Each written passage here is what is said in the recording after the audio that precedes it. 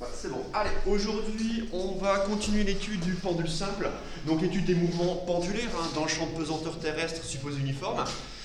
Hier, on a étudié le cas idéal, sans frottement, où le système était uniquement soumis à son propre poids, à la tension T du fil, d'accord.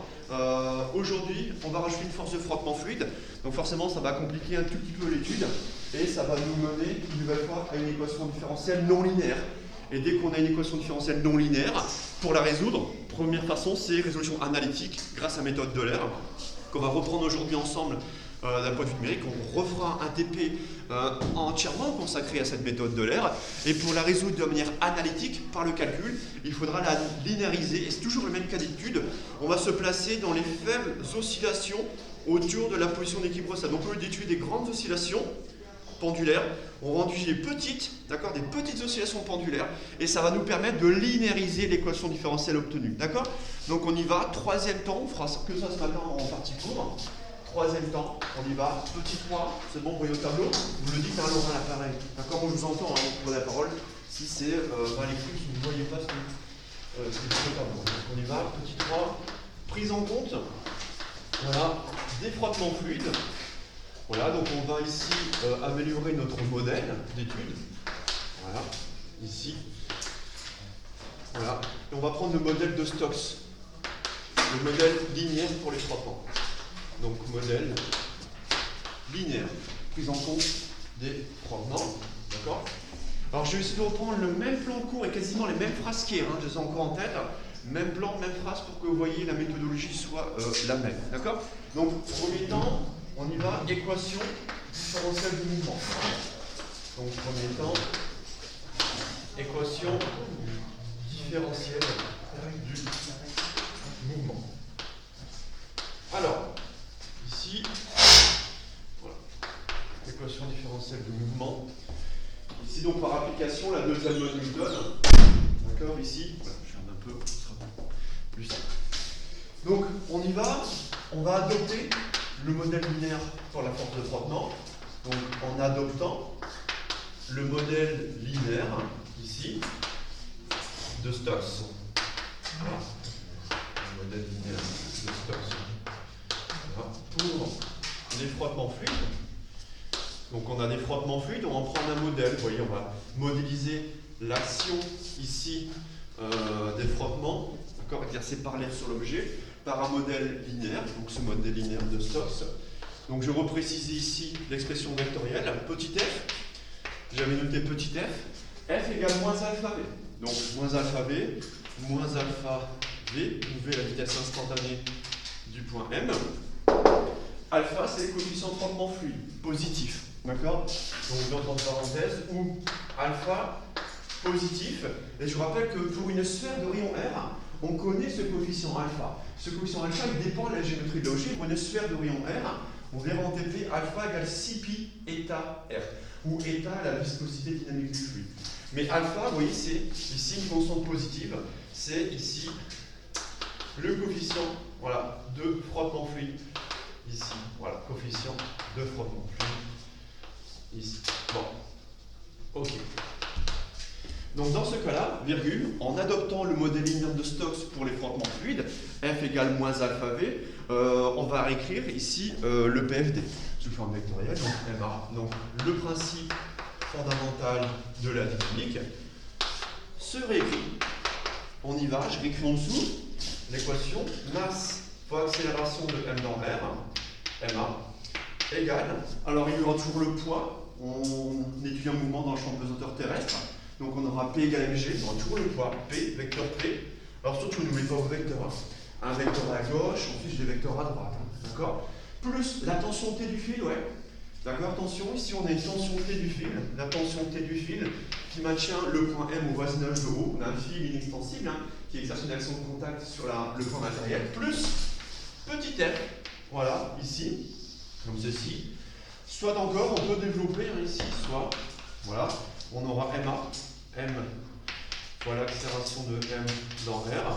Donc ça sera ici le poids plus T, et je vais préciser que F égale, voilà, directement moins alpha pardon, V de M dans R. Moins alpha V, ici pour la force de frottement fluide. Bon. Alors ça, cette équation qui est une équation qui est vectorielle, hein, c'est le principe fondamental et dynamique, on va la projeter dans la base locale polaire. Donc cette relation, vous voyez, on va la projeter dans la base polaire.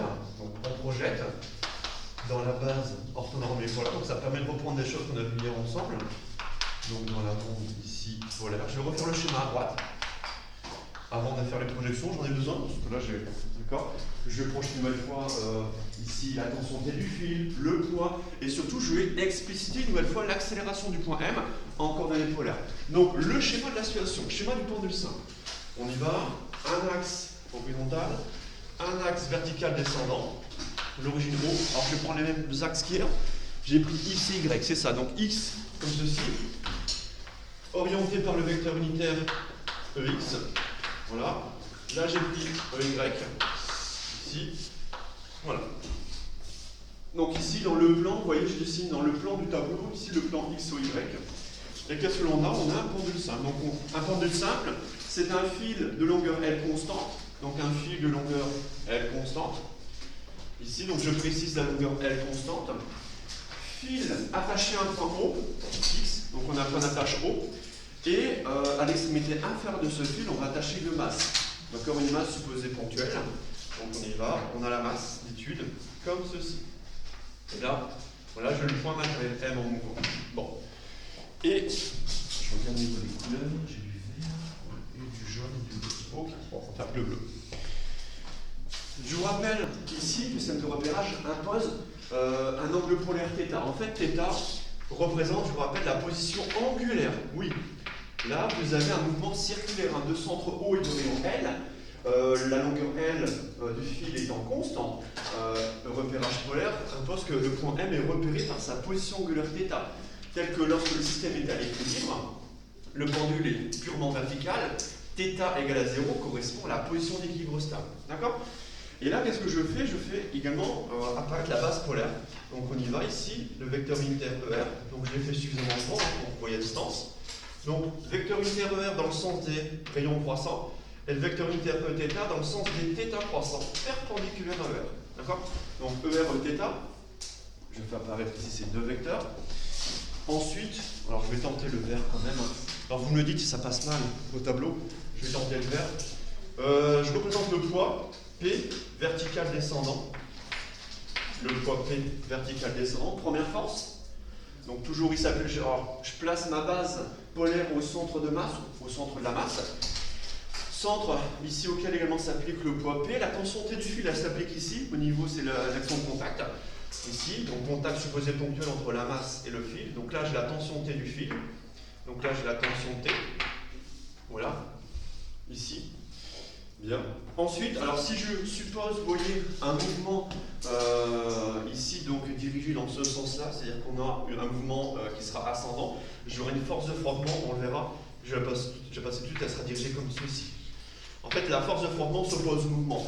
Si en fait, le système ici directement se déplace dans ce sens ici positif, dans le sens trigonométrique, d'accord? Donc la masse ici monte comme ceci, phase ascendante. La force de frottement s'oppose au mouvement, d'accord? Et on verra qu'elle sera dirigée selon moins Eθ, d'accord? Donc j'anticipe, je place tout de suite ma force de frottement qui sera selon moins Eθ, parce qu'après je vais l'oublier, d'accord? Je la place tout de suite, j'anticipe là, si, de placer cette force de frottement fluide F qui est selon moins Eθ, donc selon la même droite mais opposée. Bon, ça ne se voit pas trop, mais en fait, ici, on est selon moins Eθ. Ok? Ensuite, quand je vais projeter le poids, il faut nécessairement placer l'angle θ. Parce que le poids, vous voyez, je vais projeter selon ER, Eθ, il faut replacer l'angle θ. Alors cet angle θ, vous voyez, une nouvelle fois pareil, je sais là, proprement, il apparaît ici. Là, j'ai l'angle θ. Est-ce que tout le monde le voit? Cet angle θ, c'est l'angle entre finalement la verticale descendante, entre le poids et le vecteur unitaire ER. Donc attention, là, je n'ai pas beaucoup de place, normalement ça se voit, j'espère.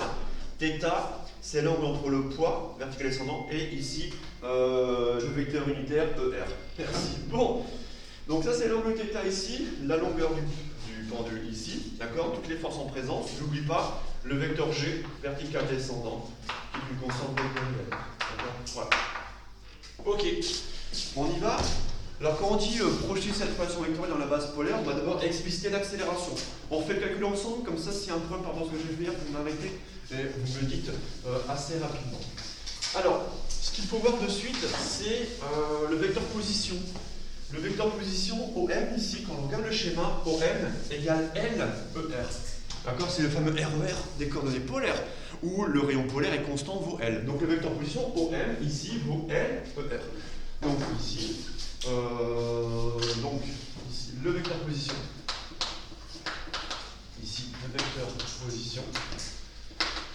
Ici, s'exprime ici selon OM de T. Alors pareil, comme je sais, je vais dériver par rapport au temps, je fais apparaître toutes les dépendances temporelles. D'accord? Alors c'est pas obligatoire, hein. C'est juste pour bien visualiser quelle grandeur je vais dériver par rapport au temps. L est constant, la seule dépendance temporelle est dans le vecteur unitaire ER. D'accord? Voilà, on en déduit, voilà, successivement, voilà, les vecteurs vitesse et accélération par dérivation.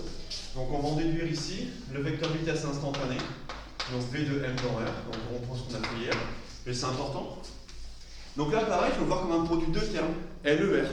Donc pareil, naïvement, ça va donner, alors j'insiste sur le point, ici je vais faire, vous le voyez à distance, L.ER, donc L.ER, donc là je retire les dépenses temporelles, je n'en ai plus besoin, plus L, DER sur DT, voilà, sauf que là, la longueur du fil étant constante, ce terme en L point est nul, voilà.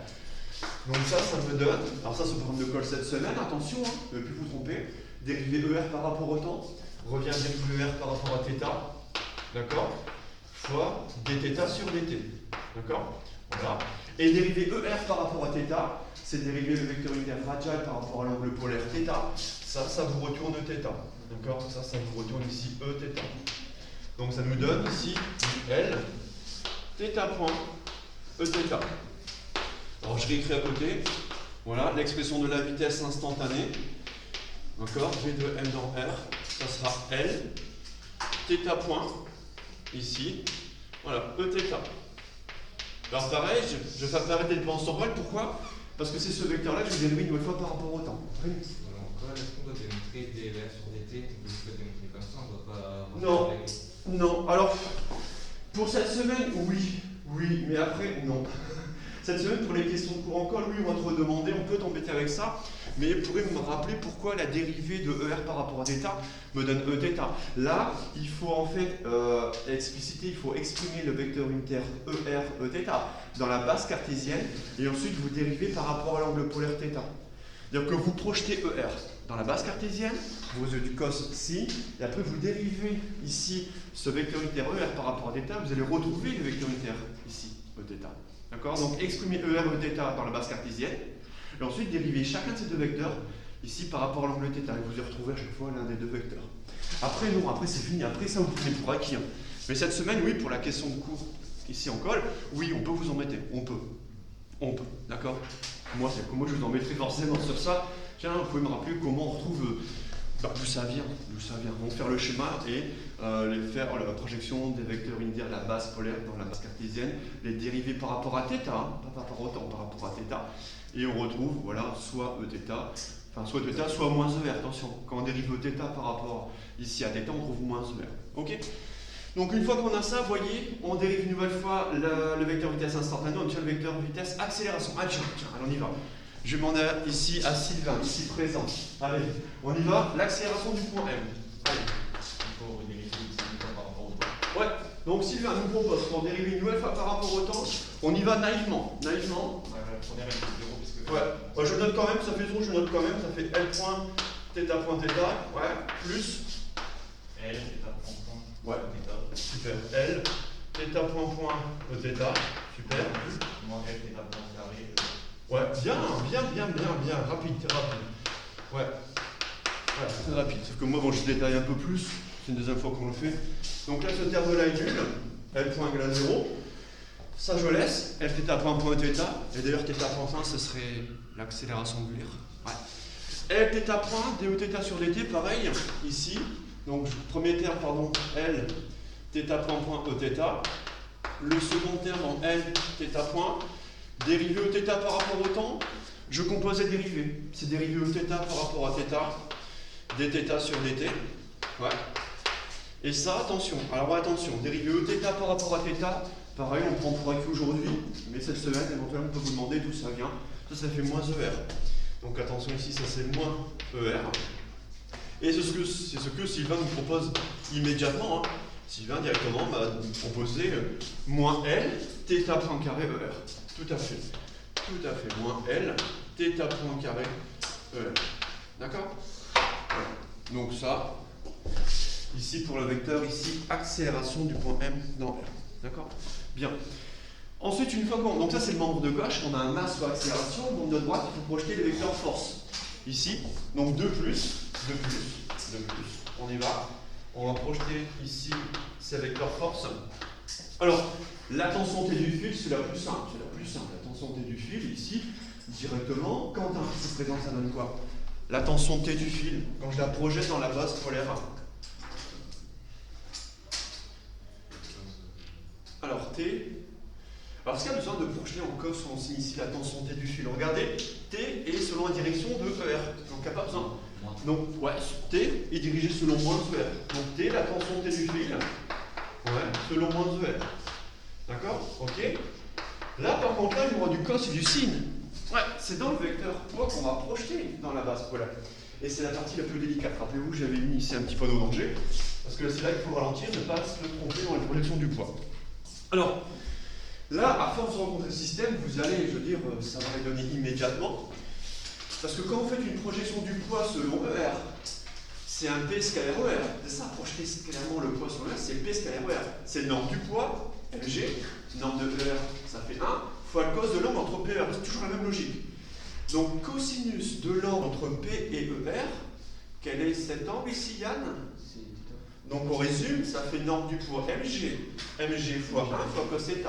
Donc, projection du poids selon ER, ça fait MG cos θ. On continue, Yann. Projection du poids selon Eθ. On va faire P scalaire Eθ. P scalaire Eθ, norme du poids, norme de Eθ fois cos de l'angle entre P et Eθ. Donc ça fait Mg fois 1 fois cos de l'angle θ plus... Ouais, est-ce que là j'ai un angle droit là? J'ai un angle droit, très bien. Et le cos de θ plus pi sur 2, Yann, tu termines, ça fait moins, très bien, sinus θ. Donc ça fait Mg cos θ vers Mg cos θ ER moins Mg sinus θ ici Eθ. Ok. Alors n'oubliez pas, il manque une force ici. C'est la force de frottement fluide F égale moins alpha V. Alors je vais noter ici à droite F égale moins alpha V. Voilà, la nouveauté pour vous aujourd'hui, F égale moins alpha V. Comment je la projette ici dans la base polaire ici? Allez, je demande à Fatima, comment on fait ici? Moi je suis dans l'ordre. F égale moins alpha V. On avait déjà les coordonnées, ouais. L θ point. Très bien. C'est-à-dire que vous avez multiplié ici la vitesse instantanée par moins alpha, et donc vous aurez moins alpha L θ point θ directement. Donc ça fait très bien. Moins alpha L θ point. Je retire des pensions temporelles. Je retire le T entre parenthèses, donc moins alpha V, moins alpha L θ point θ. Ok. Ok. Très bien. Alors par contre, l'inconvénient c'est que je garde mon schéma, donc je vais effacer là-haut, parce que j'ai pas besoin. J'efface. Parce que là je vais mettre des vecteurs colonnes. Ici, directement. Voilà, à la suite. Donc, d'où ici, l'équation 1. Ah, je crois que je ne vais pas numéroter l'équation 1. L'équation 1, ce sera le PFD. Voilà, numéroter votre PFD, vous voyez l'équation vectorielle. Je pense que je ne l'ai pas numéroté, s'il est bon de numéroter vos équations. L'équation 1, c'est le PFD MA égale P plus T plus F. Donc numéroter cette équation, l'équation 1. Parce que là, ce que je vais faire, c'est ça. M. L'accélération, on a selon ER moins L θ point carré. L θ point selon θ. Donc ça, c'est masse ou accélération. La tension T du fil, moins T selon ER, pas de composante selon θ. Le poids, on a mg cos θ selon ER. Et on aura moins mg sin θ selon θ. Moins mg sinus θ selon θ, et la force de frottement fluide, plus, pas de composante radiale, uniquement une composante selon θ. Donc faites attention, toujours première ligne selon ER, deuxième ligne selon θ. Donc pas de composante radiale, une composante selon θ, moins alpha L θ point. D'accord? Ok, donc ça, j'ai plus besoin, je peux effacer. Et vous donnez cette deuxième loi de Newton, cette forme-là, d'accord, qui me permet d'obtenir un système de deux équations. D'accord, donc ça c'est équivalent à donner un système, voyez, on retrouve la même rédaction. Donc n'oubliez pas la masse à gauche, masse ou accélération, donc moins m l θ point carré égale moins t plus mg cos θ. Ouais, ça c'est l'équation 1. Ah tiens, l'équation 1 permet de déterminer la norme de la tension T du fil, connaissant la loi θ de t. On retrouve la norme de la tension T du fil, super, qui est a priori est inconnue. Deuxième équation, ml θ point point. Donc ml θ point point égale moins mg sin θ, projection du poids sur θ, ouais, moins alpha l θ point, équation 2. Ok. Donc on y va, même remarque. Alors pardon, non j'ai déjà fait l'équation 1, pardon, ça sera 2 et 3, pardon. Parce que l'équation 1, ça sera le PFD. Du coup j'ai dit, notez l'équation 1, le PFD. L'équation 2, ça sera projection du PFD sur 1 de R. L'équation 3, projection sur le θ. Donc l'équation 1, l'équation 2, décidément. L'équation 2 permet de déterminer la norme, la norme de la tension T du fil. Ici, la norme de la tension ici T du fil. Alors bien sûr, il faut connaître θ de T. D'accord ? Puisqu'en fait, l'équation 1 va vous donner T. T égale quoi ? Égale mg cos θ. T égale mg cos θ plus m l θ point carré. Donc ça, première information. Pareil, donc il ne faudra pas oublier de projeter le PFD selon les axes. Il y aura toujours des informations qui seront utiles. D'accord ? Première info. Première équation, l'équation numéro 2. Ensuite, l'équation numéro 1. L'équation numéro 1 permet de déterminer l'équation différentielle du mouvement. D'accord ? Ici, donc l'équation 1, 2, 3, pardon, l'équation numéro 3 permet de déterminer l'équation différentielle du mouvement. Voilà, de déterminer l'équation différentielle du mouvement. Alors, on va réécrire l'équation numéro 3. C'est-à-dire qu'on va faire passer ici les termes en sin θ et en θ point dans le monde de gauche. Donc si on fait ça, on aura du ml θ point point, donc 6 membres de gauche, plus alpha l θ point, plus mg sinus θ égale à 0. Bien. Ensuite, arrivé ici, je demande à Baptiste, ici présent, qu'est-ce que je vais arriver ici pour cette équation ? Ce temps dépassé comme ça, faire une petite pause en fait. Voilà. Qu'est-ce que tu fais avec ici ? Regarde. Hop. Hop, j'entoure. C'est intéressant. Donc tu vas mettre. Après, ouais, bien. Tu vois peut-être déjà arriver que l'équation différentielle est non linéaire. Sinus θ. Ouais. Ça viendra juste après, ouais, dans 2 minutes. Très bien. Par contre, avant, ce qu'on va faire, c'est peut-être la mettre. Là, on pourrait la mettre sous forme canonique, et surtout mettre un coefficient unitaire devant la dérivée plus haut. C'est une équation d'ordre 2 ici. Vous voyez peut-être se profiler un oscillateur. En fait, c'est le cas. Soumis des frottements, votre oscillateur mécanique devient un oscillateur amorti. Il est amorti par les frottements. Donc, en fait, ce qu'il faut, c'est retrouver le même squelette algébrique. Donc, ce qu'on va faire, on va diviser par ml. ml, les deux mondes d'équation, ça donne quoi, Baptiste ? Divise par ml non nul. Donc, alpha sur plus alpha sur L, ouais. G sur L, Ouais, plus G sur L sinus θ. Ok. Le tout égale 0. Ok. Très bien. Ok. Alors, arrivé ici, alors c'est pas totalement fini, on va poser deux choses. Alors, je sais pas si vous vous en souvenez, ça c'est des souvenirs. Vous voyez, on reprend des choses qu'on a fait en élec. Joey, est-ce que tu te souviens de ce qu'on va poser ici comme grandeur ? La première mesure, pas celle-là. Oméga 0 carré. Ouais. Très bien. Donc Joey nous propose oméga 0 carré égale G sur L. Ça définit oméga 0, on trouve racine de G sur L. C'est ce qu'on appelle la pulsation propre. ouais, pulsation propre, ici, du système, qui s'exprime en radians par seconde homogène à l'inverse d'un temps. Crochet oméga 0 égale T-1. D'accord? La première, c'est une fois que vous avez posé oméga 0 carré, donc oméga 0, on peut définir le terme qui est devant le θ point, c'est le terme d'amortissement, comme étant égal à oméga 0 sur Q. Ouais, très bien. D'ailleurs, qu'il y a des oscillateurs en ordre 2, on a un facteur de qualité qui intervient. Donc là, ouais, très bien, vous posez oméga 0. Vous voyez? Donc c'est le premier qu'on a défini. Oméga 0 défini en premier, divisé par Q, facteur de qualité, c'est le terme qui est devant la dérivée.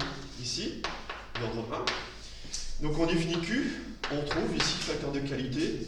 Alors ça, on l'a déjà rencontré en TD ensemble, on a fait les oscillateurs électriques et mécaniques. Q égale M oméga 0 sur alpha. Voilà. Et ça sera le facteur de qualité de l'oscillateur mécanique amorti. Pareil, facteur de qualité qui est sans dimension. Voilà, facteur de qualité. Ok? Bien. Et ça permet, vous voyez, d'établir ici, soit voilà, directement l'équation différentielle sous forme canonique. Donc θ point plus oméga 0 sur Q. Attention, là c'est un Q majuscule, là c'est un θ. Faites attention à l'écriture, ça se ressemble des fois qu'on écrit vite. θ point, c'est Q. Un Q facteur de qualité, plus oméga 0 carré sinus θ égale à 0. On encadre ici. Et très important, on a une équation différentielle non linéaire. Pourquoi non linéaire? Présence du sinus θ ici. Donc équation, je note, différentielle. Je mets le N en bleu. Pourquoi en bleu? Flèche. Alors, je pense que c'est compréhensible parce qu'elle est non linéaire. D'accord? Ici, d'ordre 2. Et ça, c'est caractéristique d'un oscillateur mécanique amorti. D'un oscillateur mécanique amorti. Voilà. Et j'insiste sur l'amorti, c'est très important ici. Voilà. Et là, je suis arrivé à 1, 2, 3, 4. Numéro 4. Je la note numéro 4, cette équation. J'en ai besoin. D'accord? Ok. Bien. Alors ensuite, la suite logique d'un sujet de DS, potentiellement sur ce sujet, ce serait d'attaquer la résolution numérique. Parce que ça, là, vous ne savez la résoudre de manière analytique à la main uniquement dans le cas des faibles oscillations. Là, vous assurez l'équivalence sin θ équivalent θ. Donc là, quelques mots, on reprend ici quelques mots sur la résolution numérique. Donc, c'est le petit b. Petit b, résolution numérique, donc approchée. Voilà, résolution numérique. D'accord? Donc pareil, elle est basée sur ce qu'on appelle la méthode d'Euler dite vectorielle. Donc méthode d'Euler ici dite vectorielle. D'accord? Alors pourquoi vectorielle? Puisque on l'a vu la semaine dernière, la méthode d'Euler permet de résoudre de manière approchée des équatifs d'ordre 1. Ici d'ordre 2. C'est-à-dire qu'on aura un système de deux équations différentielles. On va passer d'une équation d'ordre 2 à deux équations d'ordre 1. Ça, j'espère que vous l'avez compris. Et on va utiliser l'approximation affine. F de A plus H environ égal à F de ici F de A plus H F' de A. D'accord? Ça, c'est important. Et finalement, une fois qu'on aura ça, d'accord, il faut passer d'un système physique. Alors, ce qu'il faut, je vais peut-être. Là, je ne sais pas si j'aurai de la place. Donc, ici, plus, je vais noter voilà, l'approximation affine. Donc, l'approximation affine, pareil, je la renote une nouvelle fois. Très importante. F de A plus H environ égal à F de A plus H F' de A. J'ai mis environ égal, hein. J'ai pas mis égal, surtout pas égal, c'est environ égal. D'accord? Voilà. J'ai besoin de place, donc j'efface tout ça, j'ai besoin de place. J'efface tout ça, voilà. Au moins la moitié du tableau. Voilà. Donc, moi j'ai un système physique, donc je passe un système physique caractérisé par ici θ point plus alpha sur m θ point plus g sur l sinus θ. Ça, c'est une équation différentielle non linéaire d'entre deux que je souhaite résoudre d'un point de vue numérique. Il me faut des conditions initiales, c'est le problème de Cauchy. C'est un problème de Cauchy. D'accord, la solution unique, d'accord, elle existe, il faut deux conditions initiales. Une sur la position angulaire initiale. Position angulaire initiale, on lâche la masse depuis un angle θ0 sans vitesse initiale. Donc deux conditions initiales. Voilà. Et rappelez-vous, mathématiquement, même en info, c'est pas commode, c'est θ point, θ point, point. On va pas faire ça. Et pour avoir un langage un peu plus universel, on va effectuer un changement de variable. Donc rappelez-vous, changement de variable, rappelez-vous, alors c'est comme les portraits de phase. Si dehors c'est encore un changement de variable, non, c'est comme les mêmes que portraits de phase, on pose x la fonction, y la dérivée. Donc on pose x de t la fonction c'est θ, position angulaire, y de t, la vitesse angulaire. D'accord? Et je vous rappelle, un portrait de phase, on trace y en fonction de x, donc θ en fonction de θ. Et là, on va pouvoir mettre ça sous forme mathématique, c'est-à-dire que là, ici, ça sera un peu plus facile pour vous à coder. Donc, on va résoudre cette équation différentielle d'aponymique sur un intervalle. On va prendre un intervalle de largeur 10 périodes propres. Donc, pour tout t appartenant à l'intervalle 0, 10, t0, donc 10 périodes propres, d'accord? Je définis voilà, ce qu'on appelle un problème de Cauchy. Ce problème de Cauchy ici est tel que voilà, j'ai un lien ici entre x et y, x', x' de t, vous voyez, je retrouve la définition mathématique, hein, la dérivée de x, x' égale y. D'accord? Et ça c'est pas mal parce que regardez, là j'ai ma première équation différentielle d'ordre 1, x' égale y. Donc j'abandonne la notion en point θ point. D'accord? Et surtout, notation mathématique un peu plus usuelle pour vous, en x'. Et là, j'ai une équation qui est d'ordre 1. La résoudre permettra de donner ici la fonction x telle que x en 0 égale θ0, ici la position angulaire initiale. Donc je note, ici, à droite, telle que, je efface aussi à droite aussi, la valeur, ici, pour résoudre cette équation d'ordre 1, il faut connaître la valeur de x en 0. Et la valeur de x en 0, c'est la position angulaire initiale. Bon. Première chose. Deuxième équation différentielle d'ordre 1. Cette fois-ci qui portera sur y'. Voilà, y' égale. Y' égale. Mais y' égale, c'est quoi? Y' c'est θ point point. C'est l'accélération angulaire. Mais θ point point, c'est quoi? C'est ça. Mais θ point point, c'est moins alpha sur m θ point moins g sur L sinus θ. C'est-à-dire que grâce à l'équation différentielle, j'ai une expression de y'. Alors je répète, y' c'est θ point point. J'isole tout ça, je mets à droite. Sauf que θ point c'est y et θ c'est x. On y va tout doucement. Donc ça fait moins alpha sur m θ point. Mais θ point c'est y. C'est y. D'accord? Je répète. Moins alpha sur m θ point c'est y grâce à mon changement de variable. Je ne fais que réécrire mes équations. Moins g sur l sinus de θ. Mais θ c'est x. Moins sinus x. Ouais. Pareil, résoudre cette équation différentielle non linéaire, d'ordre 1, et d'ordre 1, revient à donner ici une condition également initiale sur la valeur de y en 0. Et la valeur de y en 0, ça sera la vitesse angulaire initiale. Y en 0, ça sera θ point 0, θ point 0 vaut 0. Voilà, le problème de Cauchy sur lequel on peut voir ici directement résoudre l'équation différentielle. J'ai pas compris comment on trouve les équations après. Celle-là? Ouais. Alors, celle-là, c'est bien ça. Y, vitesse angulaire, x, position angulaire. Ok. Quand on dérive x par rapport au temps, t'as y. Θ point égale θ point. Celle-là, y', c'est dérivé une nouvelle fois par rapport au temps, θ point. Y', c'est θ point point. Ouais. Et ça, l'info, je l'ai où? Je l'ai là. θ point point, je l'ai là. Ok. Et donc j'isole, je mets tout ça à droite. Donc pour ça, tu as des moins. Et le θ point, donc moins alpha sur m θ point, ça fait moins alpha sur my de t. Moins g sur l sinus θ, moins g sur l sinus x. C'est juste un changement de variable. Pour qu'en maths et en info, on puisse s'y retrouver. Ça va? Et du coup, pourquoi on écrit le x à t égale 0? En fait, c'est une équation d'ordre 1 par rapport ici à x et par rapport à y. Donc pour la résoudre, il faut une condition initiale sur x et sur y. En fait, ça rejoint notre condition initiale sur position angulaire initiale et vitesse angulaire initiale. Ok. D'accord? C'est la méthode de l'aire vectorielle. Pour résoudre une équation différentielle d'ordre 2, on se ramène à résoudre de deux équations différentielles d'ordre 1. D'accord? Bien. Une fois qu'on a ça, on applique l'approximation affine sur quoi? Pas sur f de a plus h, pas défini ici.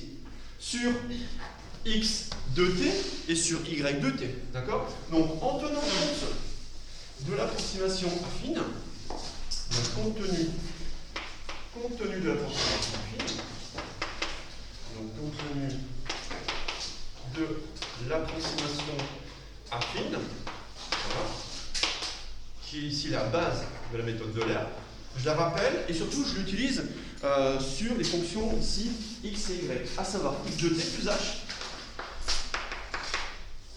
environ égal à x de t plus h x' de t. D'accord? Première équation. Deuxième, sur y de t plus h environ égal à y de t plus h y' de t. Voilà. Alors ça faut bien comprendre, c'est des maths d'approximation affine. D'accord. On est ici un h qui est faible, un h tend vers 0, donc je mets environ égal, je ne sais pas le mini, j'ai environ égal, attention, x de t plus h, c'est la valeur de x en t plus h x' de t. X' de t. Ça, cette approximation affine va me permettre de construire la suite de points mk de coordonnées xk, yk. D'accord? Pourquoi? Parce qu'en fait, je cherche les coordonnées ici de mes points mk, xk, yk, parce qu'une fois que j'ai les valeurs de xk, yk, que je veux rentrer dans des listes ou des tableaux, bah xk c'est quoi? C'est la suite finalement des θk, les valeurs de θ, et yk, la valeur des θ points. Donc j'aurai les valeurs de θ et θ points, d'accord?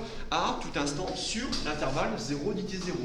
Donc là, grâce à cette relation ici, on construit, voilà, compte tenu de cette relation, on construit la liste des points, une suite de points, la suite des points, la suite de points mk. Donc ici, ce sera les points m indice k, de coordonnées xk, yk. Mais c'est déjà xk, yk, c'est-à-dire qu'on va construire ici une suite de points, différents points m. En fait, je vais en prendre 10 000, je peux construire 10 000 points m, d'accord?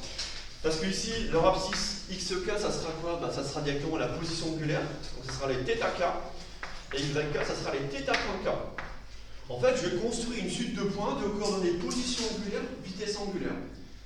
Et en fait, je vous rappelle que θ, la solution de cette équation différentielle, c'est θ. C'est θ égale 1, d'accord? Donc en fait, on a deux informations sur θ et θ point. Alors pareil, construire la suite de points mk ici, telle que, une suite sera telle que. Alors, c'est ça qu'il faut comprendre, ça il faut vraiment le comprendre. Ça c'est facile, on réécrit les équations différentielles, c'est pas compliqué. Ça se comprend. Ça c'est la compréhension. Ça, il faut bien comprendre que je construis, oui, x de t plus h. Je construis ici xk plus 1, en courant k plus 1. Donc xk plus 1 se déduit de xk. Ça, c'est xk. D'accord? Donc je construis, en fait, c'est ça. Méthode d'Euler, on ne construit pas par ici la suite des points. D'accord? Et ici, je crée xk plus 1 parfait de xk. D'accord? Grâce à cette approximation affine, où h c'est le pas de la méthode d'Euler. Donc ça, c'est le pas de la méthode d'Euler, c'est tk plus 1 moins tk, c'est l'intervalle de temps, c'est tk plus 1 moins tk. Donc x de t plus h, c'est xk plus 1, la k plus 1e valeur se déduit de la k'e valeur, plus le pas de la méthode d'Euler, il faut exprimer. Mais exprime de t, c'est quoi? Exprime de t, je vais rechercher, alors je mets beaucoup de couleurs. Exprime de t, c'est ça. Donc ça, ici, alors si je mets des flèches, je vais dire brouillon, ça vient là. Ça va? Même chose pour les vitesses angulaires.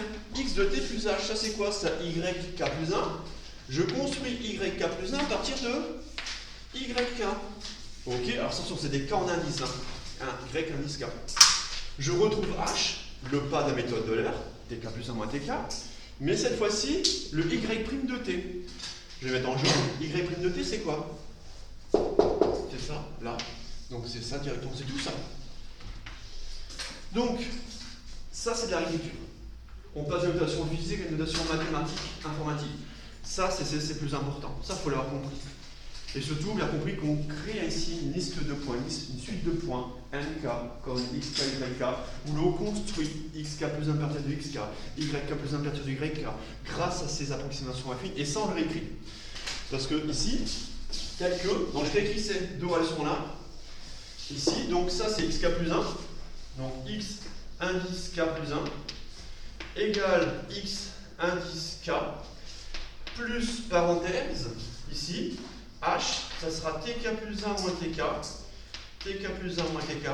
Alors vous voyez là, je commence à aborder le langage mathématique, là je passe à l'égalité. Je ne vais pas faire des approximations, je vais pas mettre des fois ici, je langage Python, je vais faire des égales. Égales directement à ceci. Donc fois quoi? Fois le x' de t. X' de t c'est y. Mais attention, ça sera au rang k. On est au rang k. X de t c'est xk. X' de t ça sera x'. X', k c'est yk. On est au rang k. Donc fois y indice k. On est au kème rang plutôt. C'est la même chose, d'accord? Je fais la même chose pour yk plus 1. Yk plus 1. Ici, donc qu'est-ce que je vais faire? Ah tiens, je demande à Thomas ici présent. Thomas, on y va Thomas. Regarde, c'est simple. On... Ouais. Plus 1. YK plus 1, c'est ça? Ouais. Égal. Ouais. Ouais. Super. TK plus 1 moins TK, et là je place. Fois tout ça. Mais là je vais effacer. Donc là, ceux qui sont distants, je vais effacer tout ça. Je vais effacer ça. Donc j'attends encore quelques secondes. Parce que là je dois donc j'ai fois, mais fois tout ce terme là. Donc je vais remplacer ici donc y, y de t, ça sera yk. Et x de t, ça sera xk. Ouais. Du coup, TK plus 1 moins TK, c'est le pas. C'est le pas de la méthode de l'air. C'est ça, on le sait. Ouais, dans le Python, ouais, t'inquiète, ouais. On va noter ce que c'est, oui, c'est le pas de la méthode de l'air, d'accord? Puisqu'en fait, ce sont deux instances proches, tout comme xk plus 1 est proche de xk, yk plus 1 est proche de yk, d'accord? Donc là, je vais effacer là, surtout ça. Ici, donc, fois, parenthèse, moins alpha sur m, y indice k, moins g sur l, sinus x au rang k. Voilà. Déjà. Bien. Ici.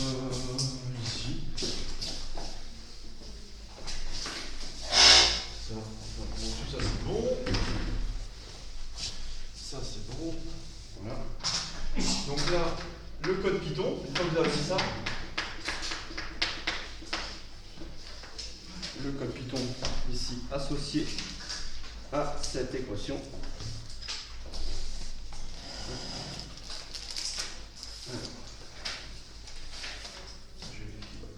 Je vérifie le nombre de points.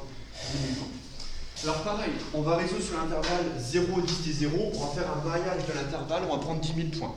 Donc on commence ici. Donc t égale, j'écris assez grand, t égale np. Point. Alors pareil, là je suppose que vous avez importé numpy. Import numpy as np. D'accord, je ne l'ai pas noté hier, je ne l'ai pas non plus aujourd'hui. np pour l'inspace. Donc je prends sur l'intervalle 0, 10 et 0, je prends 10 000 points. Je prends 10 000 points. Bon, par hier, j'ai mis les commentaires hier, j'ai mis tout aujourd'hui, je l'ai dit à l'oral. Donc on effectue ce qu'on appelle un maillage de l'intervalle 0 et 10 et 0, je prends 10 000 points. Donc intervalle sur lesquels je résous l'équation différentielle. Est-ce que pendant le test, on va devoir faire un programme, on va devoir l'importer Ah oui, bah, là je ne l'ai pas mis ça que moi, c'est tout ça, c'est-à-dire que pour moi c'est implicite. Avant, vous avez fait un import, bon je vais le mettre, sinon ça va. Ouais. Import, parce que hier je l'ai pas mis, c'est pour ça que je vais vérifier, je l'ai pas mis. Import numpy as np. Je le marque avant, ouais, sinon hier je l'ai pas mis. Je crois que je peux mettre non plus ce matin, mais on va le mettre alors ce matin, pas de souci. Après, ce qu'il faut, c'est construire, vous voyez, vos listes des x et y qu'on va remplir au fur et à mesure. En fait, on part de la seule valeur exacte connue, c'est la condition initiale. C'est-à-dire que je vais construire x1 à partir de x0. Mais x0, c'est la position angulaire initiale. Pareil, je vais construire y1 à partir de y0.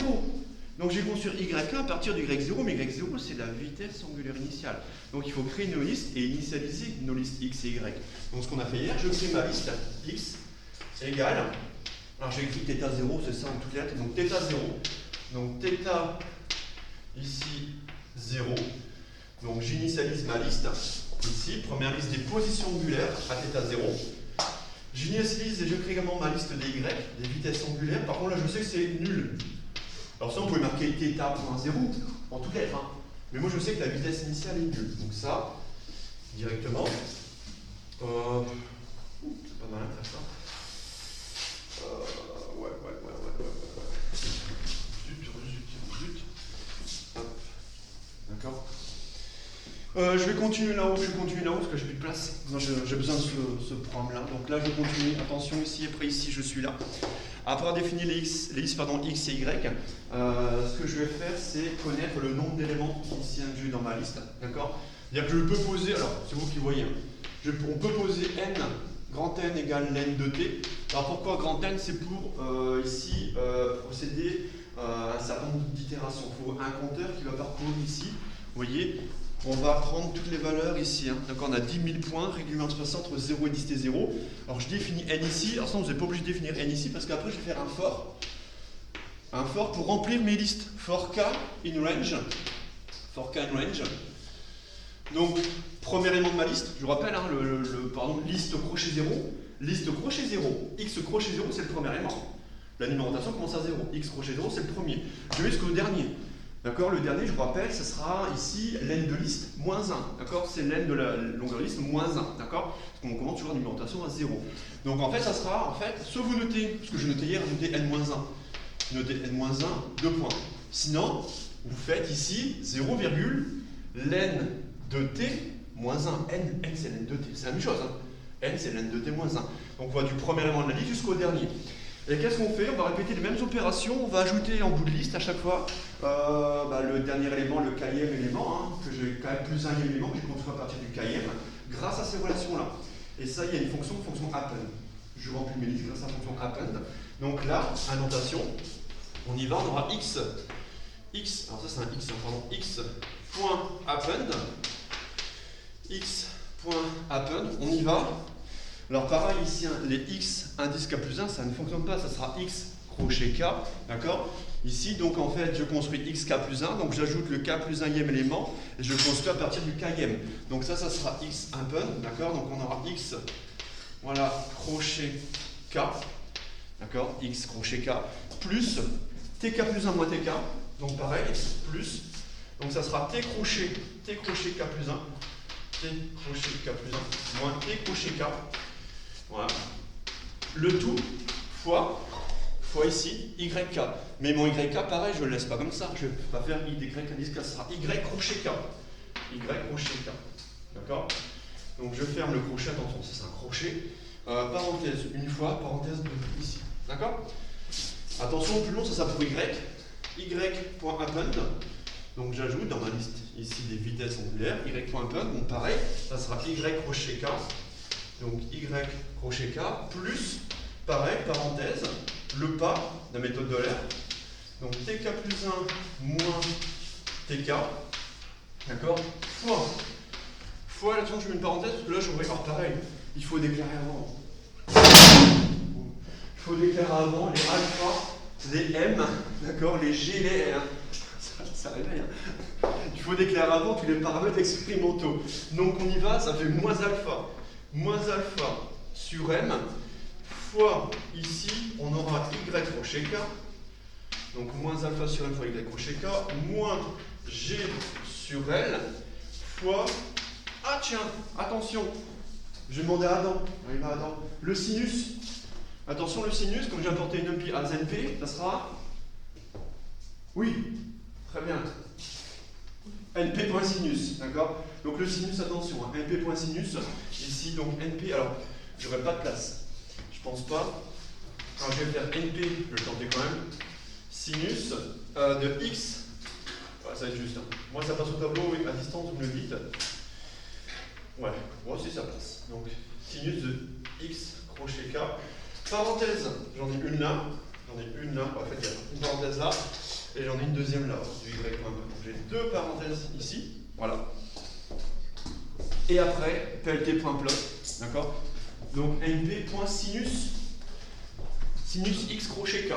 X crochet k, deux parenthèses pour fermer ici. Je sors de ma boucle et je fais plt.plot. Donc ici, donc plt.plot. Ah ouais, bah alors, pareil, vous pouvez me dire, mais monsieur, il faut importer matplotlib.plot à splt. Ouais, c'est vrai. J'ai plus de place, bonne excuse. plt.plot, on dit pas sans DS, j'ai plus de place. Toujours de la place sur une copie de DS. Alors, plt.plot, alors faites attention ici. Je demande à Victor. Comment tu traces ici l'évolution temporelle de θ? Qu'est-ce que tu as noté dans plt.plot? Donc c'est le tableau des. Alors en fait c'est ça, c'est le tableau des abscisses d'abord ou le tableau des ordonnées? Abscisse, donc voilà, c'est t. Après la position angulaire ça sera x, donc tx, d'accord? Pour l'évolution temporelle, la position angulaire. Et en fait, on met ici, on peut tracer en rouge, voilà. Et quand on met pas, vous voyez, rappelez-vous qu'on met pas de croix, on met pas de points, ça trace en trait continu. D'accord? Après, on peut représenter aussi, vous voyez, la vitesse angulaire, Y, en bleu, tac, tac. PLT.grid, si on veut faire des repérages, des pointés, PLT.grid et PLT.show.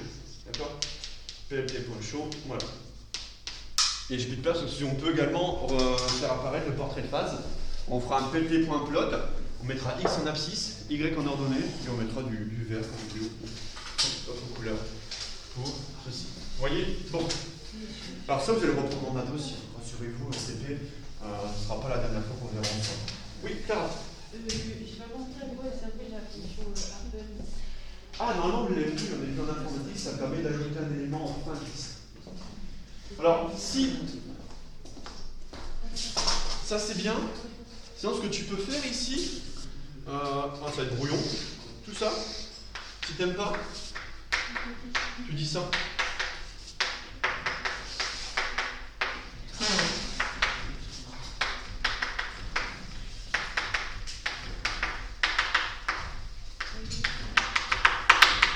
Voilà. En fait, pour ceux qui n'aiment pas la fonction append, bon, j'aime bien la fonction append, en fait, ça ajoute le dernier élément en bout de liste. Ça, c'est qui veut dire que je construis le K plus 1e élément à partir du K'e élément. C'est la même chose, hein. Ça n'aura exactement le même résultat. Hein. Il n'y a pas de souci. D'accord? Voilà. C'est la même syntaxe. En Python, vous savez, il y a plusieurs façons de coder, d'autres plus efficaces. Hein. D'accord? Mais c'est pas à l'aise avec le append, normalement, vous l'avez vu en cours d'info. D'accord? On l'a fait une fois en TP ensemble. Ça, c'est qui veut dire que voilà, xk plus 1, et d'ailleurs, ça reprend la syntaxe précédente. D'accord? Voilà. Voilà pour ça. La résolution numérique, donc là, vous l'avez compris, j'insiste sur le lourdement. Je veux dire, pas le prochain DS, d'accord? Mais on va dire le DS du mois de mars, vous aurez forcément méthode d'Euler et ou dichotomie Newton. D'accord? Forcément, il y aura quand même des blocs de preuves en physique numérique. Donc méthode d'Euler, on va la reprendre, vous le reviez en cours avec M. Collin, on va le refaire en TP. Dichotomie Newton, on va peut-être le refaire une fois en TP, vous l'avez en TP de physique, on l'a fait une fois en TP d'info, il faudra reprendre également. D'accord? Alpha. Je n'ai pas compris pourquoi on s'arrête à n-1 parce que la fonction rentre, elle prend la première valeur jusqu'à la dernière valeur exclue. Parce que là, si on prend jusqu'à n-1, n-1 sera exclu. Oui, alors tu verras, tu testeras, oui. En fait, c'est une subtilité du code Python, tu verras, si tu fais pas ça, toute la liste sera ici out of range. C'est une subtilité de méthode d'Euler en fait. Ça, c'est le point de vue mathématique quand tu fais ton maillage de l'intervalle 0, 10, 0. C'est la règle des intervalles. Des intervalles, ici, des intervalles, des poteaux. Tu vois, par exemple, quand tu as un poteau, ici, directement, tu prends un poteau, directement, tu auras deux intervalles, etc. Avec des poteaux et des intervalles. Ben là, c'est pareil, quand tu fais ton maillage mathématique, ici, de ton intervalle 0, 10 et 0, tu verras si tu n'arrêtes pas à ce niveau-là, tu vas sortir de ta liste. Tu auras un problème. D'accord? C'est chaud ce problème ici. Mais ça, pour moi, le but, c'est pas de reprendre la théorie. Toute la théorie sur les gens, ça vous le ferez en mathématiques, M. Collin, en informatique, d'accord, et en maths. Moi, vous allez le voir, hein, ça, pratiquement, si vous ne faites pas, vous allez sortir de votre liste. Et vous êtes obligé de vous arrêter au n moins 1 ou ici, directement le n. Le n, attention, le n, c'est le len de t. Et d'ailleurs, ici, directement, dernier élément, ici, donc ça s'arrêtera au dernier, avant, en dernier. Mais si tu ne fais pas ça, tu auras toujours le même message d'erreur. Et ça, c'est souvent en pratique. Hein. Quand on code, on dit bien c'est un message d'erreur. Et si tu mets sur n-1, ça marchera. D'accord? Ok, de toute façon, ce TP, il arrive, c'est le N plus 2, TP N plus 2 en informatique. D'accord? Bien. Dernière partie de ce cours, la partie la plus simple, je pense, pour vous, c'est la résolution analytique. Pareil, dans le même cadre, dans la même approximation, dans le cas des faibles oscillations autour de la position fibrostable, autour de l'état égale 0. Donc on termine, c'est le petit c, c'est ça, ouais. Petit c, résolution analytique. Donc résolution analytique, donc, ici on parle le calcul, résolution analytique. J'avais noté quoi hier, je pense, dans le cas des faibles oscillations. Je vais noter ça hier. Donc dans le cas des faibles oscillations. Alors, voilà. Troisième et dernier temps.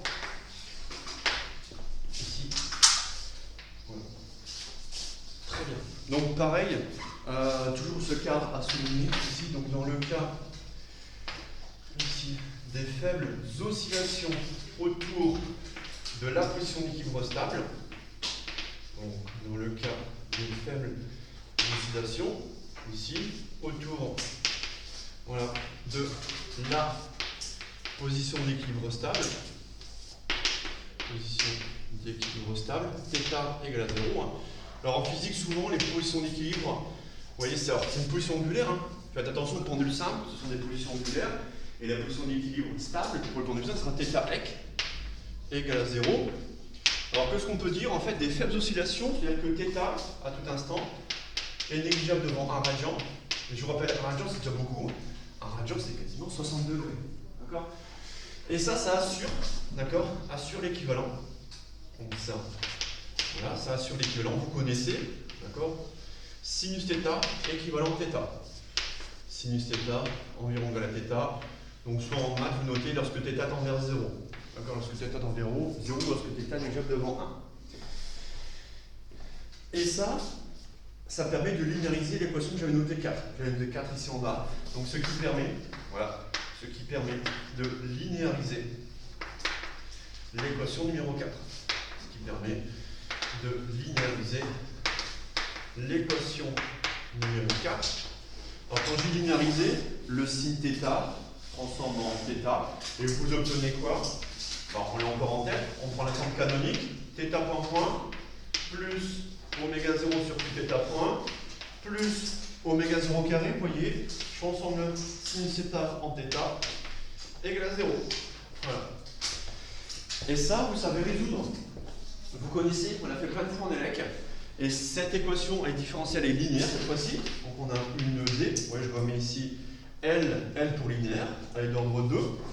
Et quand vous avez ça, cette équation différentielle caractérise quoi? Un oscillateur mécanique amorti. Donc caractéristique d'un oscillateur. Alors ici l'oscillateur il est mécanique, c'est un pendule simple. Ici, amorti. Voilà, il est amorti. Bien. Donc là, par rapport à ce que je dis hier, l'oscillateur harmonique assure une conservation d'énergie mécanique. Là, c'est plus le cas. Donc là, l'énergie mécanique, voilà, diminue au cours du temps. Ça, il faut l'avoir en tête. L'énergie mécanique diminue, voilà, au cours du temps. Alors, bien.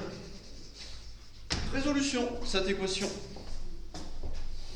Résolution de cette équation, je vais noter l'équation numéro 5. Je la note ici, je viens de numéroter ces équations. Je vais faire appel à des souvenirs, j'espère qu'ils ne sont pas si lointains que ça. Des souvenirs. Comment résoudre une telle équation? Ah, j'ai oublié une autre deux, c'est vrai. Oh, mince. Allez, Rémi, comment tu résous une telle équation différentielle? Et ça, question homogène plus solution particulière. Ouais, presque. Ça, c'est l'étape d'après. Il manque quelque chose. Vous l'oubliez cette étape précédente. Parce que si tu n'as pas ça, tu ne définis pas le. Oui. Très bien. Yann nous rappelle qu'il faut primo définir l'équation caractéristique qui sont discriminants. Sinon, si vous n'avez pas défini delta, vous n'aurez pas delta égale 4 oméga 0 au carré, facteur de nanana. D'accord? Donc là, en plus, allez 100 secondes. Donc déjà, vous pouvez associer à cette équation 5 donc l'équation caractéristique à cette équation 5. D'accord? Donc on y va. Première étape, l'équation caractéristique. Ici, l'équation caractéristique associée. Donc, ne l'oublie pas celle-là, l'équation caractéristique associée à l'équation 5. Alors, elle s'écrit. Alors, elle s'écrit comment? Comment on écrit d'ailleurs une équation caractéristique réunie? Première donnée plus oméga 0 sur QR. Ok. Donc on remplace θ point par R carré. Ouais. On remplace θ point par R. Et en fait, on laisse en plus oméga 0 carré. Voilà. Ça, c'est l'équation caractéristique associée à l'équation différentielle. D'accord? Donc là, pareil, je vais numéroter l'équation caractéristique. C'est l'équation numéro 6. Tout de suite, n'oubliez pas vos bons réflexes. Une fois que vous avez l'équation caractéristique, Gabriel, qu'est-ce que tu calcules? Une fois que tu as l'équation caractéristique. Delta, ouais, super. Donc le delta, donc le discriminant. Donc le discriminant, voilà, de l'équation caractéristique. Alors, donc le delta Alors ça sera B carré moins 4AC, donc ça sera oméga 0 carré sur Q carré moins 4 oméga 0 carré. Rappelez-vous, j'avais mis le 4 oméga 0 carré en facteur. Facteur de quoi de 1 sur 4 Q carré moins 1. Voilà. Et rappelez-vous, selon le signe de delta, alors delta peut être négatif, positif, nul. Il y a 3 natures de régime transitoire, 3 formes de régime transitoire. Régime transitoire pseudo-périodique, critique et apériodique. On les reprend ensemble parce que ça tombe souvent.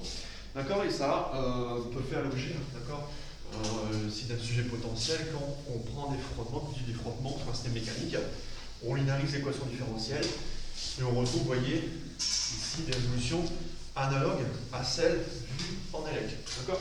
Donc on va reprendre ensemble très rapidement les 3 cas. Le cas le plus complexe, c'est le cas de lire le plus difficile et qui tombe souvent au concours. Donc premier cas, c'est là où on va passer le plus de temps, pas plus de temps. 10 minutes non plus. Alors qu'on avait passé 1h30, je me rappelle à l'époque, une bonne heure sur ce cas-là, on va passer, oui, mais pas 10 minutes, un quart d'heure, parce qu'on l'a déjà fait plein de fois en exo, et on va passer une bonne heure dessus en cours. Si, premier cas, si directement, on va prendre Q supérieur à 1,5. Alors si Q est supérieur à 1,5, dans ce cas-là, Q supérieur à 1,5 m'assure un delta négatif.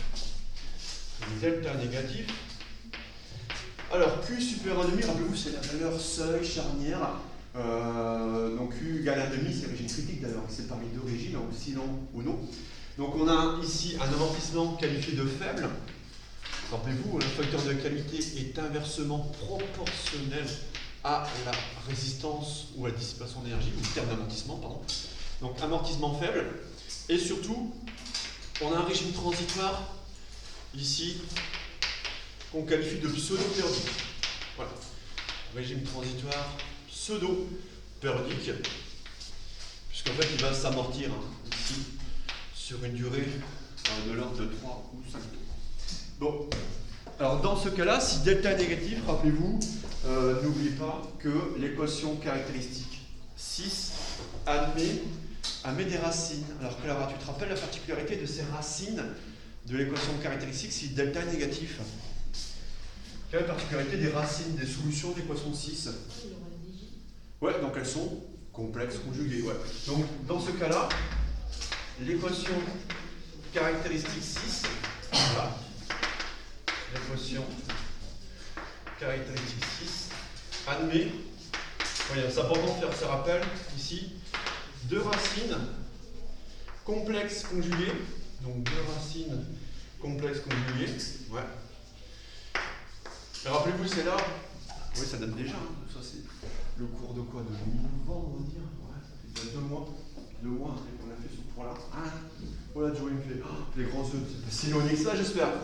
Le point délicat, il est là, il est ici, R1, 2, ouais, ça fait déjà 2 mois.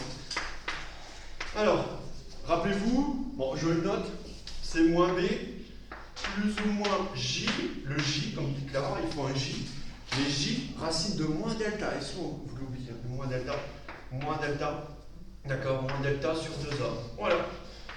Alors, bon, ça fait, alors moins B sur 2A, B c'est oméga 0 sur Q, donc ça fait moins oméga 0 sur 2Q, moins oméga 0 sur 2Q, plus ou moins J, je vais prendre la racine de moins delta, c'est-à-dire que je vais prendre la racine de 4 oméga 0 carré, facteur de 1 moins 1 sur Q carré, d'accord? Donc racine de 4 oméga 0 carré, bon je ne vais plus sortir, c'est pas grave. Et attention ici je prends la différence opposée, c'est 1 moins 1 sur 4 Q carré, d'accord? Racine de moins delta, je ferme la racine, je divise par 2A, donc 2 fois 1, 2, bien. Donc ça fait moins oméga 0 sur 2Q. Je sors de la racine de 4 oméga 0 carré, donc ça fait 2 oméga 0 sur 2, donc plus ou moins J, oméga 0, racine de 1 moins 1 sur 4Q carré, d'accord? Alors pour laisser comme ça, après ce qu'on a fait en cours, rappelez-vous, c'est un peu mieux, on pose deux choses, on pose deux ici grandeur, rappelez-vous. Donc on va poser d'une part taux, le temps caractéristique de diminution des amplitudes, ça sera 2Q sur oméga 0, taux égale 2Q sur oméga 0, et on va poser oméga. Oméga c'est la pseudo-pulsation, c'est tout ce qui est, en fait c'est la partie imaginaire. En fait la partie réelle le temps caractéristique. Et la partie imaginaire, d'accord, ça sera la pseudo-pulsation. Donc vous aurez oméga 0, racine de 1 moins 1 sur 4q carré. Donc ça c'est la pseudo-pulsation. Voilà. De telle sorte, ici, donc on introduit ces grandeurs, deux grandeurs, telles que R1 de bar soit égal à moins 1 sur tau plus ou moins J grand oméga. Donc R1 de bar égale moins 1 sur tau plus ou moins J oméga. Alors rappelez-vous, c'était la première étape ça. Je vais mettre une étoile. Bon, je ne fais plus étape 1, étape 2, étape 3, étape 4. Directement, je mets une étoile. Première étape, les solutions de l'équation de caractéristiques. Vous vous rappelez, c'est la première étape. On cherche les solutions de l'équation de caractéristiques et après l'avoir posée et rappeler son discriminant. Voilà, donc moins 1 sur tau plus ou moins J oméga. Voilà. Je vais peut-être rappeler la dimension de R12 bar, c'est homogène à l'inverse d'un temps. Dimension de R12, ici, homogène à l'inverse d'un temps. Ok. Deuxième étape. Tiens, Abdourahimi, tu t'en souviens ou pas la deuxième étape? Ouais, on admet la solution de l'équation homogène associée. Très bien. Deuxième étape, on admet. Alors justement, on admet. En fait, non, on connaît par cœur. C'est ça, en fait, on admet. Il faut connaître par cœur. Tu t'en souviens ici? Si, on peut faire ça. Ouais, ça dépend ce que tu mets après ton cos.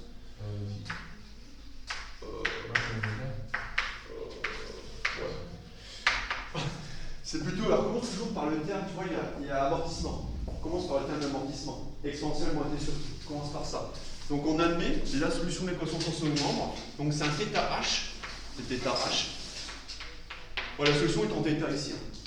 On a une équation différentielle en θ, fonction θ. Solution de l'équation homogène associée. Commencez par le terme d'amortissement. Exponentielle moins t sur tau. Commencez par ça. Ça vous ne l'oubliez pas. Exponentielle moins t sur tau. Je sais plus faire mes taux. Voilà, c'est bon. L'exponentielle moins t sur tau. Et après, vous mettez le terme oscillatoire. A cos grand oméga t. A cos grand oméga t. Plus B sinus grand oméga t. On admet. Deuxième étape. Troisième étape, vous l'avez fait, trop simple. Par linéarité, le 2L d'ordre 2, je ne sais plus quel numéro, 5. θ égale θh plus θb. Donc par linéarité, je crois que c'est 5, c'est ça. Par la linéarité de l'équation 5, parce que la 6, je crois que c'est l'équation caractéristique, ouais, c'est ça. Donc 5, c'est l'équation différentielle. Par linéarité, invoquez toujours cet argument, dit qu'à tout instant, la solution, c'est θh, comme on a rappelé, plus θp, avec ici, la solution particulière, voilà le second membre, c'est nul, la solution particulière nulle ici. Donc ici, évident, avec ici, θp égale à 0. Ok. Soit, voilà directement, θ de t se réduit à la solution de l'équation homogène associée. Donc exponentielle, moins t sur tau, a cos grand oméga t, plus b sinus grand oméga t. Voilà. Et je termine par alpha. Dernière étape. Qu'est-ce qu'il faut faire la quatrième et dernière étape?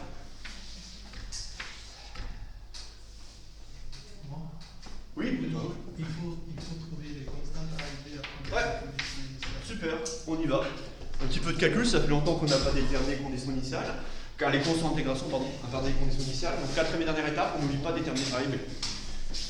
Donc on détermine A et B à partir des conditions initiales. Je vais se prendre un peu d'avance, allez-y, hein. Je vais vous rattraper. C'est vite, je crois. Alors, on y va. Donc, quatrième étape. Je vais vous chercher quand même. Je vais chercher un peu. On applique voilà, les deux conditions initiales. À savoir, alors, θ en 0 égale θ0. θ point en 0 égale à 0. Ouais. Alors, tout de suite j'anticipe, parce que là je vois un système de deux équations. L'un qui porte sur la fonction θ en 0. θ en 0, ça fait exponentielle de 0, ça fait 1. Donc ça fait A cos 0, donc ça fait 1 fois A cos 0 plus B sin 0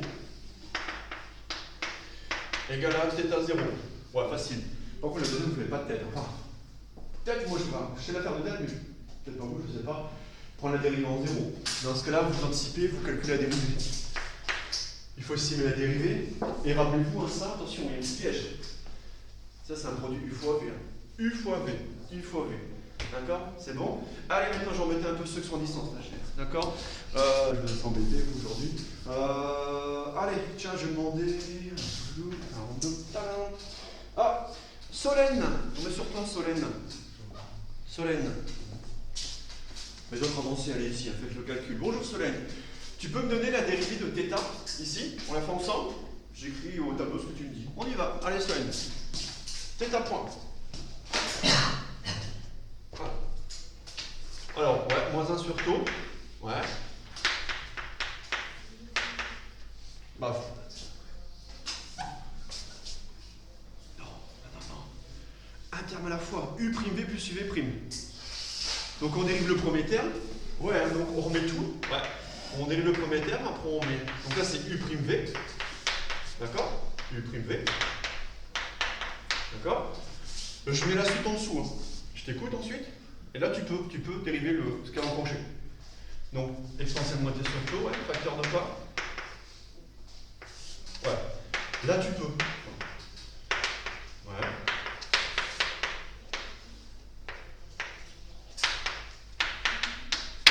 Merci. Ouais, donc U fois V, dérivé U' plus UV'. Et vous pouvez tout ça en 0. Donc ça en 0, ça fait 0. Donc on aura moins 1 sur taux, exponentielle de 0. Bon, dès que j'ai un sinus, je mets 0. D'accord? Donc ça fait A plus 0, plus ici, on aura 0 plus B, voilà, oméga, donc, oméga égale à 0. Voilà.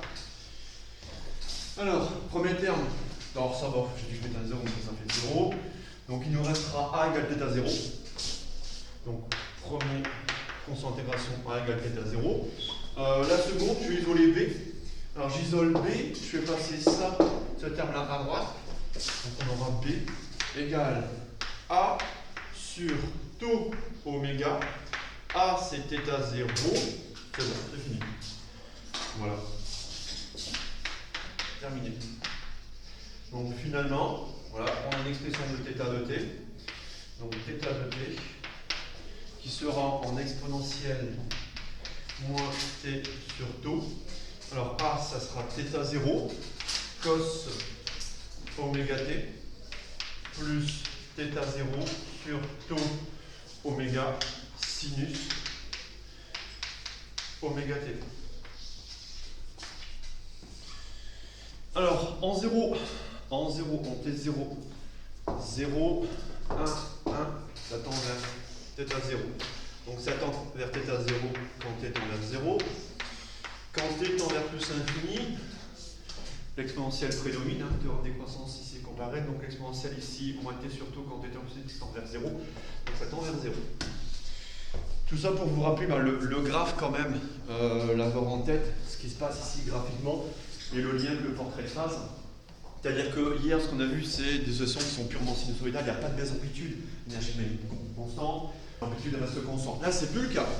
L'amplitude des oscillations, ici, vous voyez, diminue de manière exponentielle. Et sans le faire apparaître, on trace rapidement le portrait de phase associé à ce régime transitoire pseudo-périodique. D'accord? Donc je vais faire le graphe ici à droite. D'accord? Très rapide. Vous voyez, on a mis 10 minutes pour faire ça.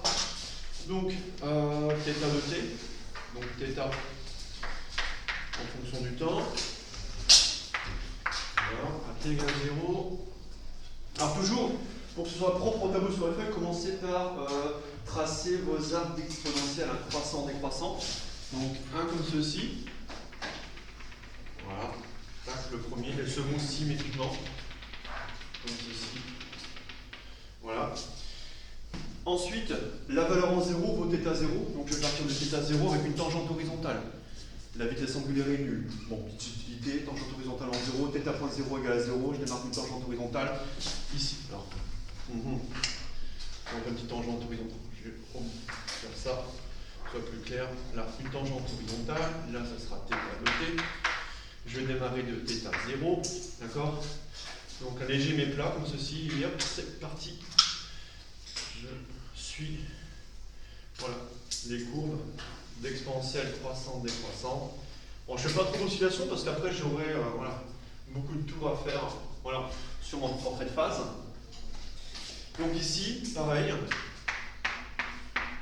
vous faites apparaître un régime transitoire qui sera pseudo-périodique, ici.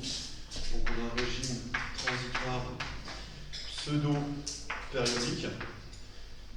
Alors il est caractérisé par une pseudo-période, ici, je la place ici en bas, T égale 2pi sur oméga, grand oméga, la pseudo-période, qui est liée à la pseudo-pulsation, parce qu'on a un régime pseudo-périodique, d'accord?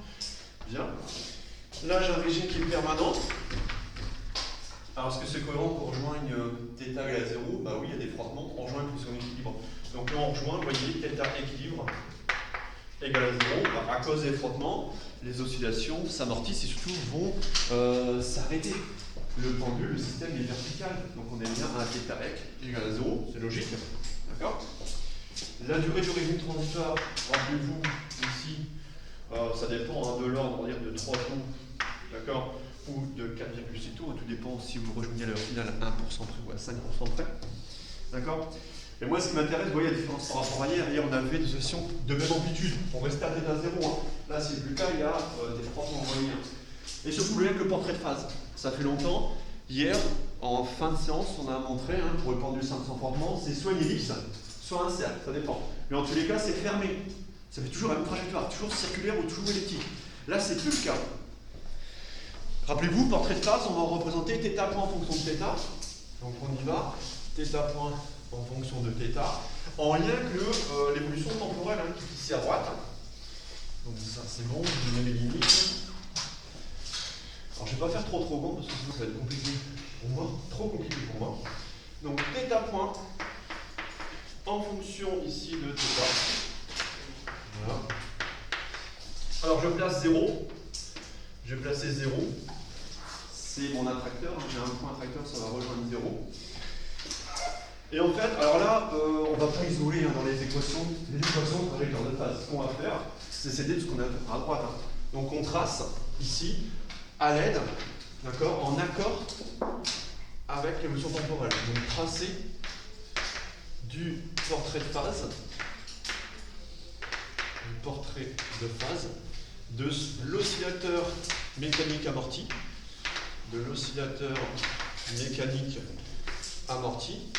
en accord avec l'évolution temporelle. Donc il est amorti, d'accord? En régime permanent, θ, vaut θ équilibre, il vaut 0, donc on doit rejoindre la valeur 0 à l'état final. Et si je le trace en accord, il n'y a pas ici de formalisme mathématique, hein, en accord avec l'évolution temporelle précédente, donc θ de t.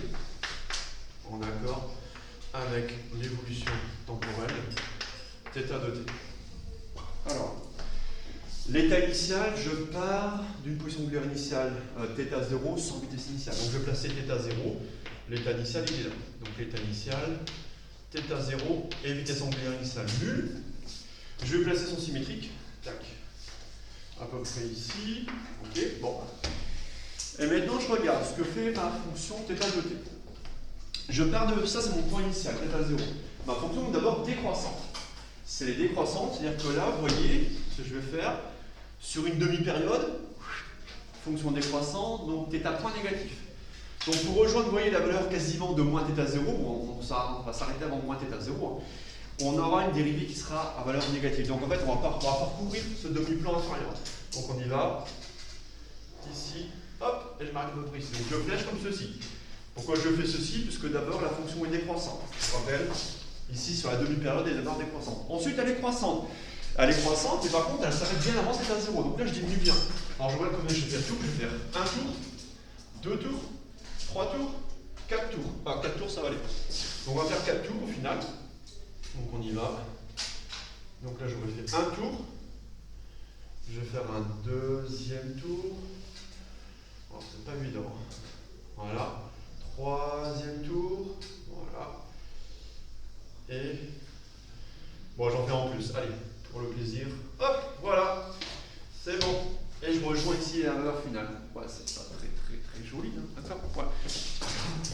il est là, d'accord. Donc d'abord fonction qui est décroissante, donc je pars d'abord dans le cadre négatif, sur la première demi-période. Après, augmentation ici, donc, voilà, fonction croissante, et après je rejoins ce point-là. D'accord. Voilà. Et en fait, je fais autant de tours que j'ai de périodes. Là, je vais rajouter un. Donc ça faisait pas très beau. Bon, ça en fait, c'est pas très bon. Non, c'est vraiment pas beau. C'est quelque chose de plus beau sur votre pays, s'il vous plaît. C'est pas beau. D'accord. Vraiment, vraiment. Je me rends compte que là, c'est. Bon, c'est pas grave. C'est bon. Donc là, on a passé beaucoup de temps, enfin beaucoup de temps, ouais, un quart d'heure sur le cas delta négatif, mais bon, c'est le cas le plus fréquent. On passe très rapidement sur les deux autres cas, très rapide. Delta positif et delta égal à 0. Donc deuxième cas, on sera beaucoup plus rapide. D'accord. Q inférieur à mi delta positif. Donc là, on aura un amortissement élevé. On aura un amortissement élevé. Voilà. Et on aura ce qu'on appelle également un régime transitoire apériodique. Apériodique. Donc pareil, voilà, je vais être plus rapide, plus efficace. Juste pour rappeler la subtilité, les racines, alors c'est l'équation 6, je sais plus. L'équation caractéristique, ouais, l'équation 6, ouais. Les racines de l'équation caractéristique avec un delta positif, elles sont réelles négatives, rappelez-vous. Donc les racines, voilà, les racines de l'équation caractéristique 6 sont ici réelles négatives.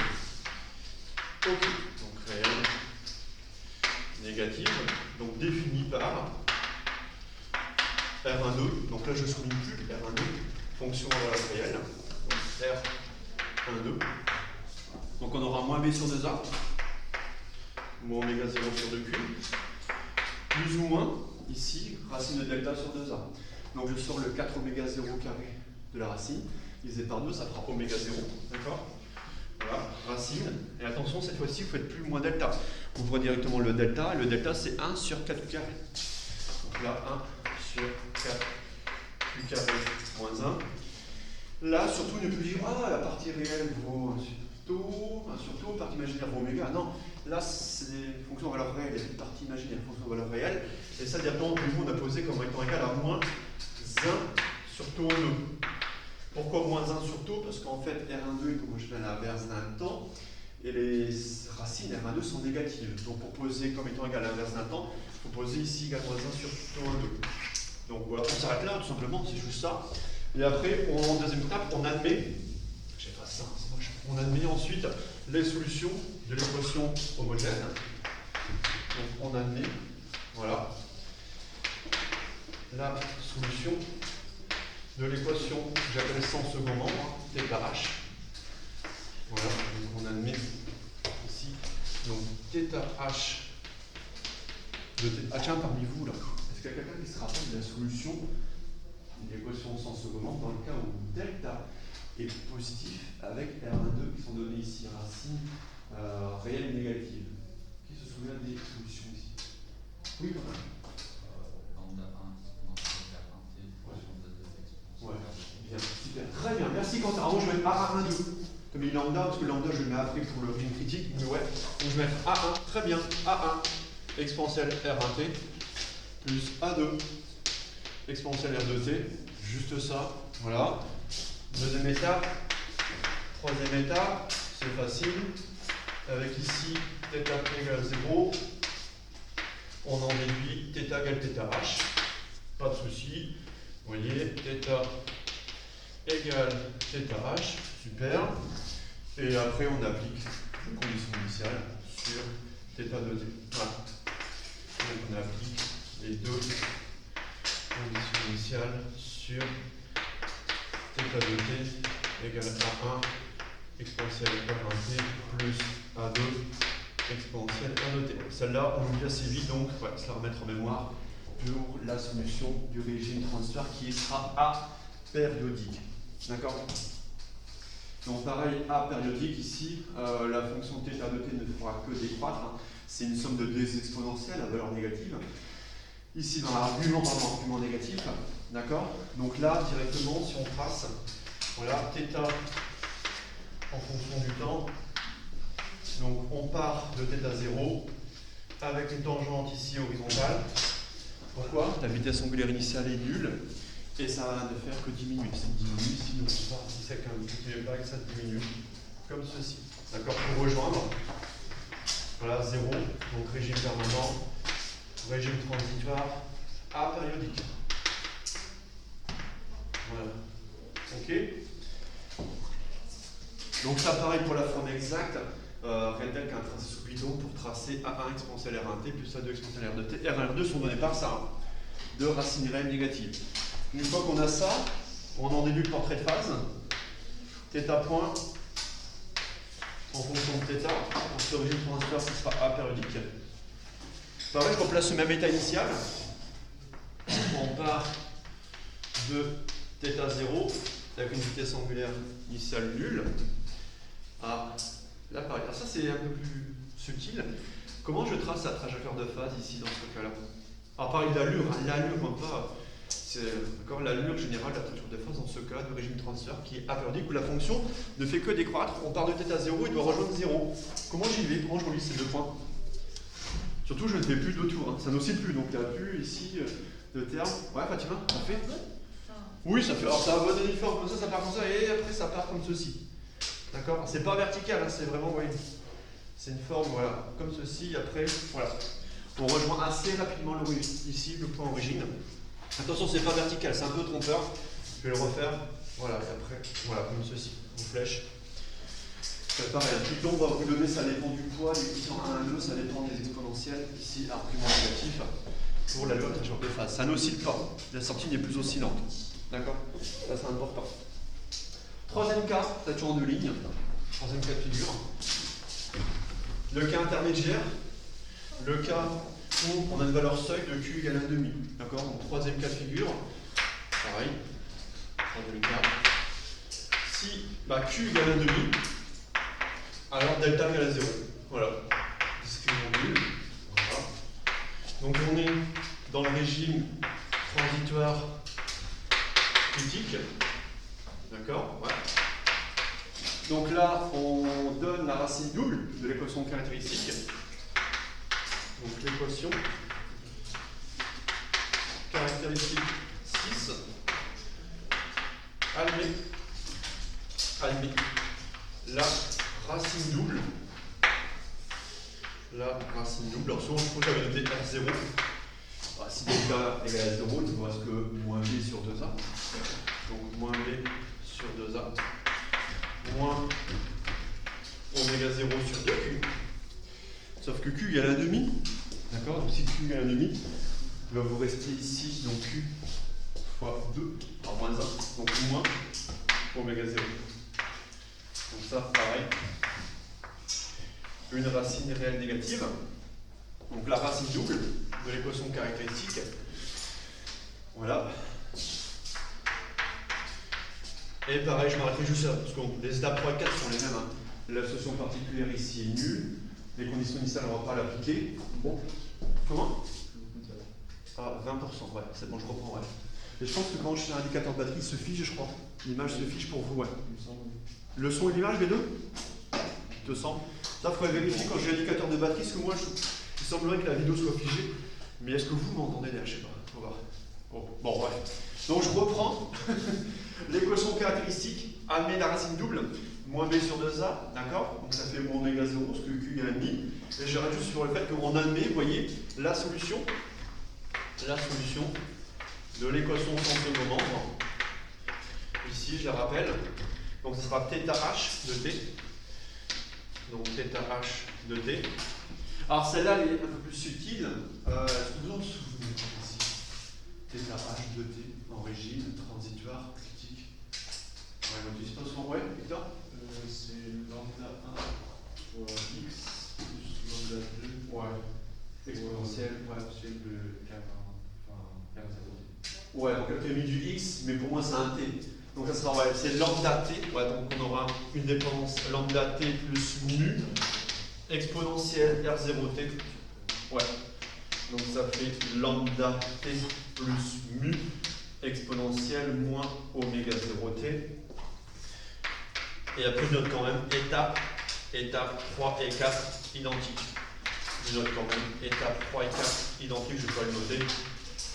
J'ai quand même noté 2 fois ici sur ces étapes précédentes. D'accord?